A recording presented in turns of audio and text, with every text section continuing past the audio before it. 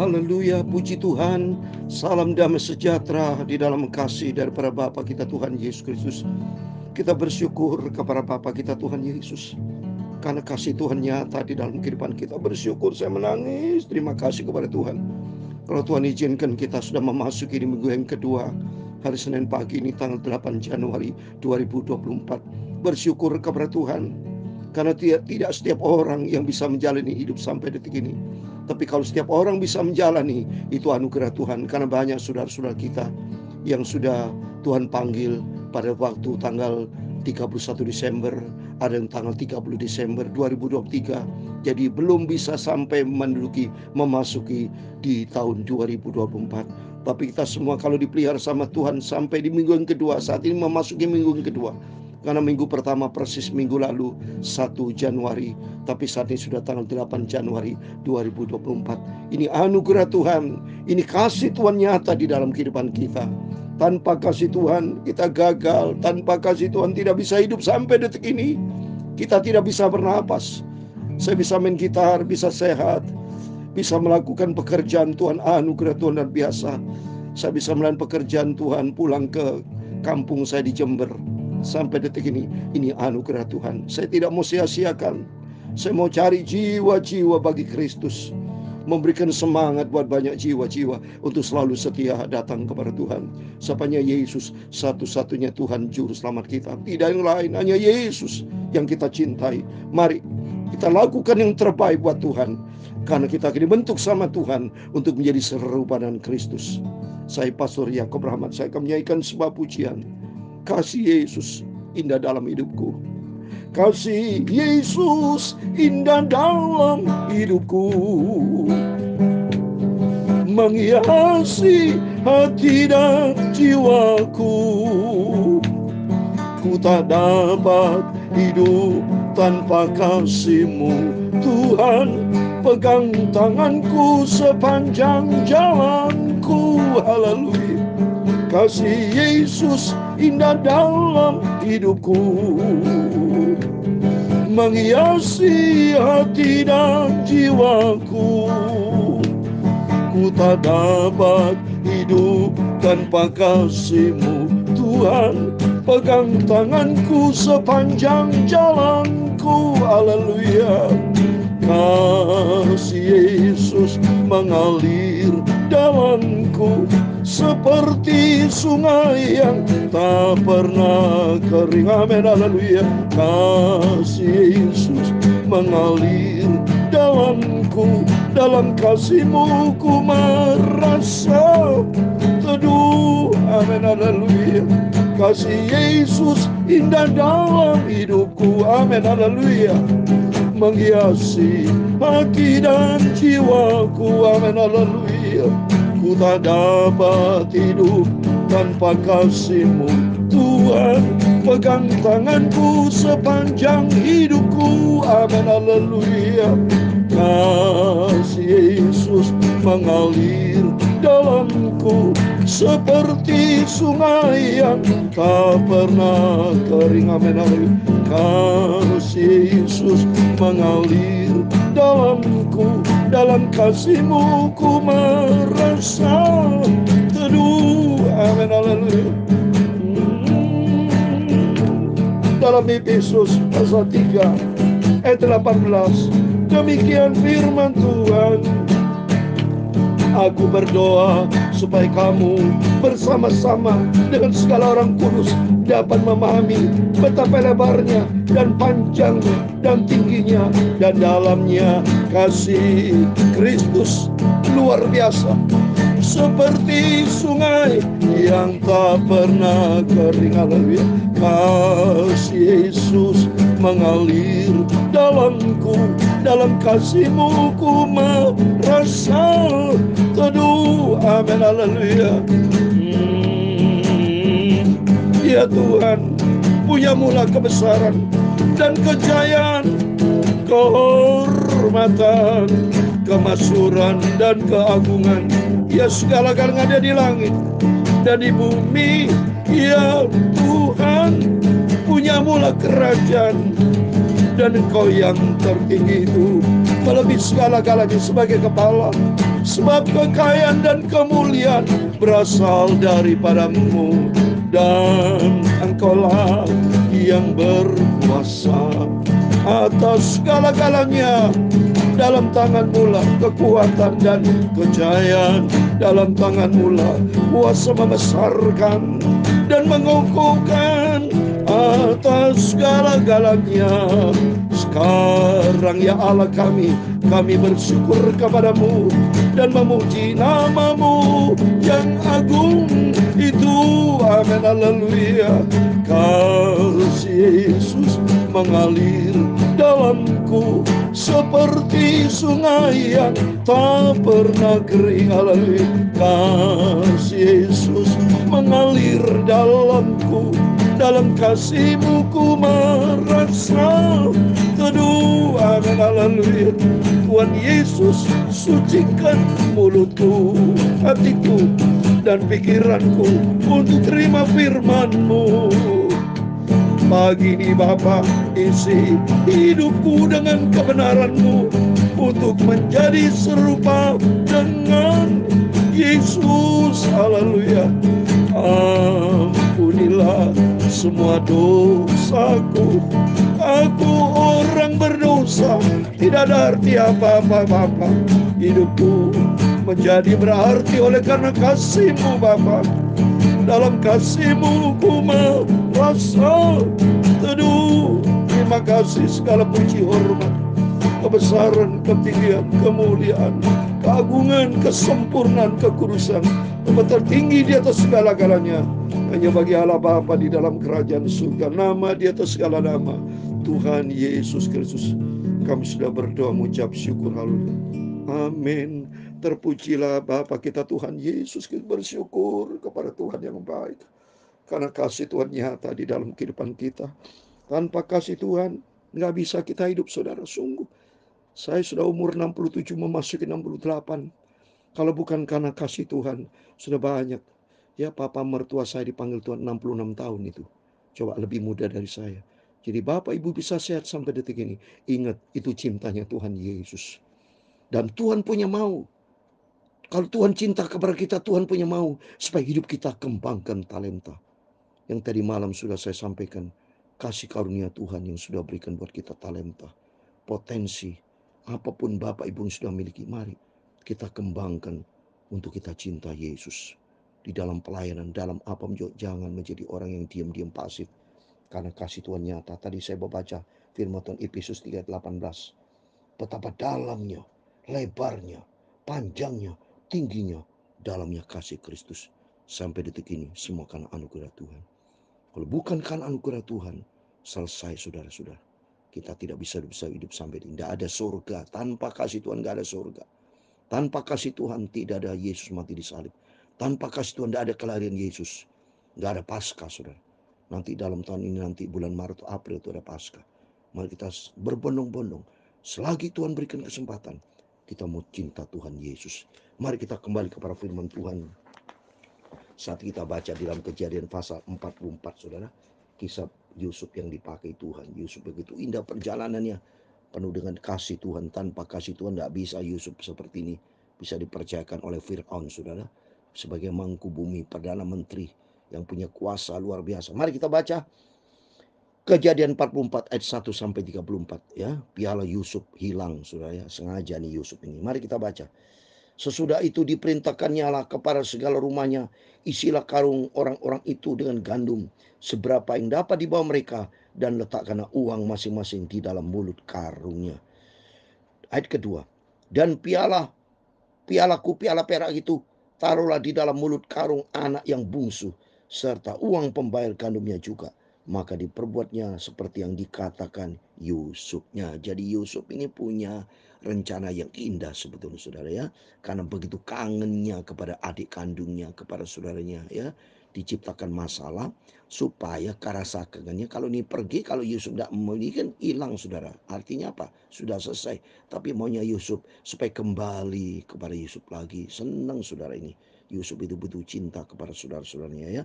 Dia taruh pialanya di Benyamin. Benyamin itu anak adik kandungnya sendiri dari mamanya Rahel ya. Jadi Yusuf begitu baik ya. Terus ayat ketiga, ketika di paginya hari terang, tanah orang melepas mereka beserta keledai mereka. Tapi baru saja mereka keluar dari kota itu, belum lagi jauh jaraknya, berkata Yusuf kepada kepala rumahnya, bersiaplah, kejar orang itu. Dan apabila engkau sampai kepada mereka, katakanlah kepada mereka, mengapa kamu membalas yang baik dengan yang jahat. Ya, jadi ini rasa kangen Yusuf ini. Dikasih strategi ini supaya balik, sudah bisa ketemu lagi dengan Yusuf ya. Disuruh balik. Dan perhatikan ayat yang kelima. Bukankah ini piala yang dipakai Tuanku untuk minum, dan yang biasa dipakainya untuk menelaah? Kamu berbuat jahat dengan melakukan yang demikian. Wah, sengaja dibuat demikian, saudara ya. Ya, terus demikian ketika sampai kepada mereka, diberitakannya kepada mereka perkataan Yusuf itu. Jawab mereka kepadanya, mengapa Tuanku mengatakan perkataan demikian? Jauhlah daripada hamba-Mu ini untuk berbuat begitu. Bukankah uang yang kami dapat di dalam mulut karung kami telah kami bawa kembali kepadamu dari tanah Kanaan? Masakan kami mencuri emas atau perak dari rumah Tuanku? Ini jawaban dari saudara-saudara dari Yusuf ya. Jadi karena didapati, waktu ada petugas datang, ternyata piala minuman Yusuf, dan mereka langsung bicara mendebat, sudah nggak mungkin saya lakukan ini ya. Wah, karena dia bilang, kami bawa kembali kepadamu dari tanah Kanaan, masakan kami mencuri emas atau perak dari rumah Tuanmu? Pada siapa dari hambamu ini kedapatan piala itu, piala ia mati juga kami akan menjadi budak tuanku. Ya, ini komitmen dari saudara-saudaranya ya, kalau nanti didapati piala. Terus berikutnya, setelah itu berkatalah ia, ya usul itu baik, tapi pada siapa yang kedapatan piala itu, hanya dialah yang akan menjadi budakku, dan kami yang lain akan bebas dari salah. Lalu segeralah mereka masing-masing menurunkan karungnya ke tanah, dan masing-masing membuka karungnya, dan kepala rumah itu memeriksanya dengan teliti. Ia mulai dengan yang sulung sampai kepada yang bungsu, maka kedapatannya piala itu dalam karung penyamin. Nah, luar biasa ini saudara ya. Lalu mereka mengoyakkan jubahnya dan masing-masing memuati keledainya, dan mereka kembali ke kota. Ketika Yehuda dan saudara-saudaranya sampai ke dalam rumah Yusuf, nah ketemu Yusuf lagi saudara ya. Yusuf masih ada di situ. Sujudlah mereka sampai ke tanah di depannya. Ini kerinduan Yusuf, supaya ketemu lagi. Itu tujuan Yusuf itu ya, dengan karena kangennya, karena sudah puluhan tahun ya. Yusuf ini kan diangkat, waktu diangkat oleh Firaun kan umur 30. Dengan peristiwa itu saya kira masih kecil ya. Jadi saya yakin ini 20 tahun lebih tidak ketemu, sudah kangen saudara. Ayat 15, berkata Yusuf kepada mereka, perbuatan apa yang kamu lakukan ini? Tidakkah kamu tahu bahwa seorang yang seperti aku ini pasti dapat menelaah? Sudah itu berkata Yehuda, apakah yang akan kami katakan kepada Tuanku? Apa yang akan kami jawab? Dan dengan apakah kami akan membenarkan diri kami? Allah telah memperlihatkan kesalahan hambamu ini, maka kami ini budak Tuanku lah, baik kami maupun orang pada siapa kedapan piala itu. Yehuda jawab begitu saudara. Yehuda ini anak dari siapa saudara? Dari istri Yakob ya, termasuk saudara Yusuf betul ya, tapi beda mama, saudara, satu papa. Dari anak Lea. Lea kan punya anak 4 saudara. Ada Yehuda, Simeon ya, Ruben ya, itu ada 4 ya. Nah terus ayat 17, tapi jawabnya, jauhlah daripadaku untuk berbuat demikian. Pada siapa kedapatan piala itu, dia yang akan menjadi budakku. Tapi kamu ini pergilah kembali dengan selamat kepada ayahmu. Ya, terus berikutnya sudah. Lalu tampillah Yehuda mendekatinya dan berkata, mohon bicara tuanku, izin kalinya hambamu ini mengucapkan sepatah kata kepada tuanku, dan jangan akhirnya sering kebangkit amarahmu terhadap hambamu ini, sebab tuanku adalah seperti Fir'aun. Ini Yehuda ngomong, karena nanti saudara di ayat sebelumnya 17, itu menjadi budak siapa itu? Benyamin, adiknya saudara. Tapi Yehuda ketakutan ini ya, karena Yehuda kan sudah ngomong pada Yakub papanya, aku menjamin ya. Terus berikutnya ini ya, jadi bicara kepada Yusuf, tuanku adalah seperti Firaun sendiri. Ayat 19, tuanku telah bertanya kepada hambamu ini, masih adakah ayah dan saudara kamu? Dia ngomong kepada Yusuf, tuanku kan pernah ngomong nih, masih adakah ayah dan saudara kami? Dia pernah ceritakan masa-masa yang lalu. Ayat 20, dan kami menjawab, tuanku, kami masih mempunyai ayah yang tua, dan masih ada anaknya yang muda yang lahir pada masa tuanya. Kakaknya telah mati, hanya dia sendiri yang berau tinggal dengan mereka yang seibu, sebab tuanya sangat mengasihi dia. Dia cerita kakak sudah mati, pada kakaknya siapa itu? Yusuf itu sendiri. Dia ngomong ya. Coba lihat berikutnya, wah begitu indahnya. Inilah kehidupan kalau di dunia ini penuh dengan masalah. Tapi kalau disertai Tuhan beda saudara ya. Yusuf disertai Tuhan. Lalu tuanku berkata kepada hambamu ini, bawalah dia kemari kepadaku, supaya mataku memandang dia. Tapi jawab kami kepada tuanku, anak ini tidak dapat meninggalkan ayahnya, sebab jika ayah meninggalkan ayahnya, tentulah ayah mati. Ini adiknya itu namanya Benyamin, karena ini sesuai komitmen ya, kalau didapati piala dari Yusuf akan jadi budak Yusuf ya. Tapi Yehuda menjawab, jangan tuanku, karena masalahnya ini menjadi jaminan buat papanya si Yakob ini ya. Kemudian tuanku berkata kepada hambamu ini, jika adikmu yang bungsu itu tidak datang kemari bersama dengan kamu, kamu tidak boleh melihat mukaku lagi. Jadi diingatkan, Yusuf kan minta supaya adikmu bawa, kalau tidak bisa ketemu. Ternyata ini kan sudah dibawa nih, yang kata Yehuda. Terus berikutnya, setelah kami kembali kepada hambamu ayahku, maka kami memberitahukan kepadanya perkataan tuanku itu. Kemudian ayah kami berkata, kembalilah kamu membeli sedikit bahan makanan bagi kita. Tapi jawab kami tidak dapat pergi ke sana. Jika adik kami yang bungsu bersama dengan kami, barulah kami akan pergi ke sana. Sebab kami tidak boleh melihat muka orang itu apabila adik kami yang bungsu tidak bersama dengan kami. Jadi dia udah jelasin ya. Karena itu sesuai dengan pertanyaan Yusuf kan. Kalau sampai dia dibawa, nggak bisa kan. Akhirnya mereka komit, dibawalah. Dan supaya menyadarkan Yusuf, dia cerita apa adanya ya.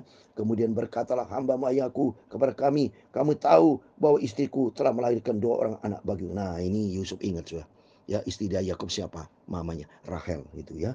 Rahel 2 orang anak, siapa? Yusuf dan Benyamin ya. Terus berikutnya, yang seorang telah pergi daripadaku dan aku telah berkata, tentu diterkam oleh binatang buas, dan sampai sekarang aku tidak melihat kembali. Ya, cerita kepada Yusuf ya.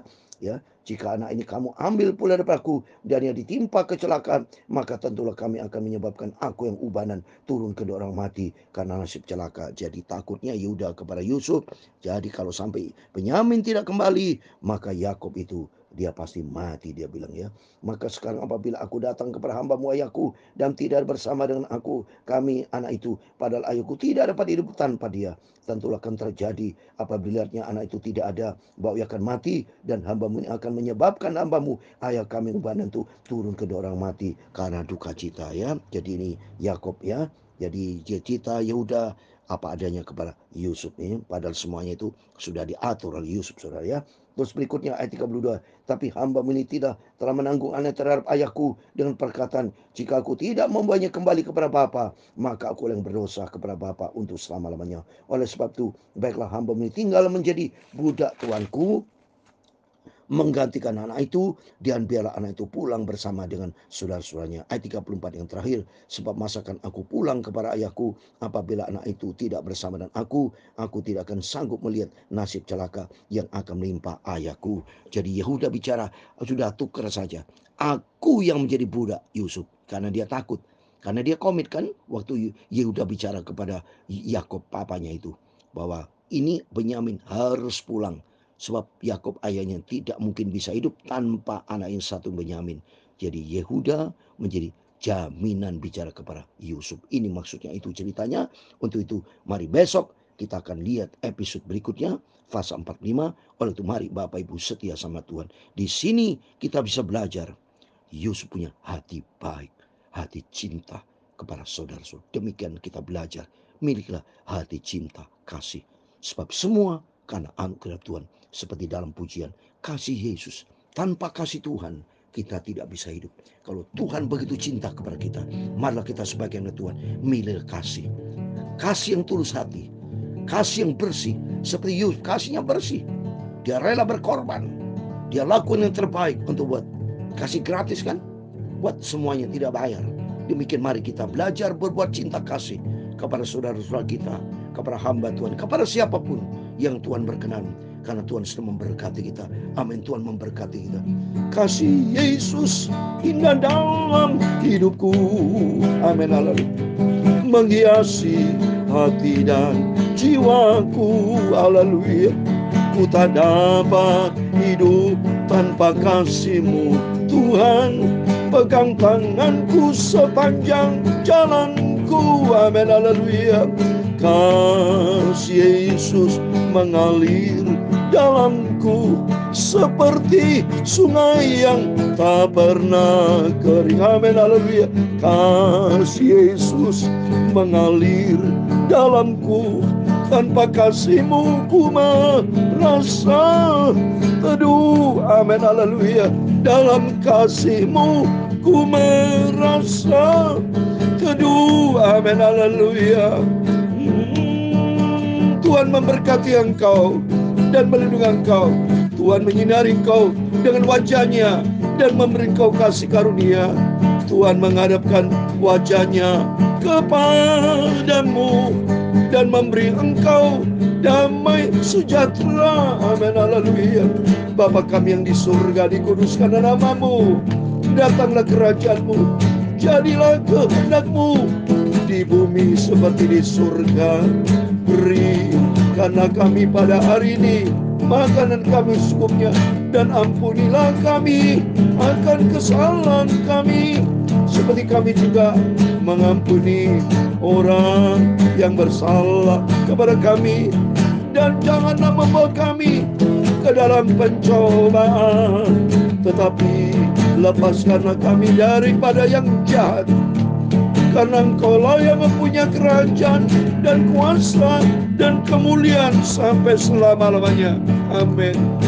Berjaga dan berdoa sebelum kita beraktivitas, biar kita makin hari makin cinta Yesus, seperti dalam cerita Nabi Yusuf. Karena rasa begitu cinta kepada saudara-saudaranya, mari kita semua memiliki hati cinta kepada Tuhan Yesus dan kepada saudara-saudara kita. Orang yang menjadi serupa dengan Kristus, sudah saya katakan, memiliki karakter Kristus, yaitu kasih. Jadi tema firman Tuhan pada pagi hari ini bicara tentang kasih. Kasih secara vertikal, kasih secara horizontal. Aplikasi hidup kita menjadi orang Kristen harus menjadi berkat, memiliki cinta kasih. Tuhan Yesus memberkati kita semua. Immanuel. Amin.